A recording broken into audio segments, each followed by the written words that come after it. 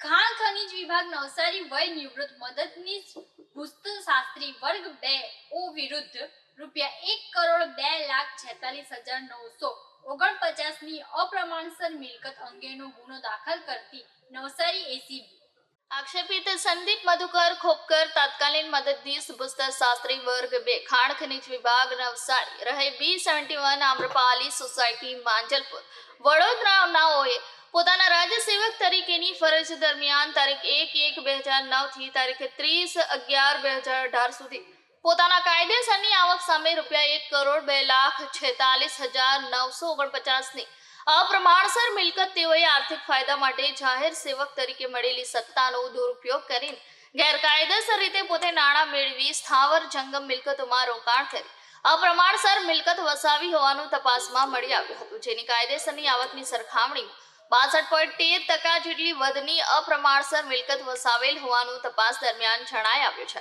આક્ષેપિત સંદીપ મધુકર ખોપકર તત્કાલીન મદદનીશ ભૂસ્તરશાસ્ત્રી ની ધરપકડ કરવામાં આવી છે. આ ગુનાની તપાસ Surat ACB police inspector K J. Dhaduk કરી રહ્યા છે, જેનું સુપરવિઝન એસીબી સુરત એકમના નિયામક આર.આર. ચૌધરી કરી રહ્યા છે.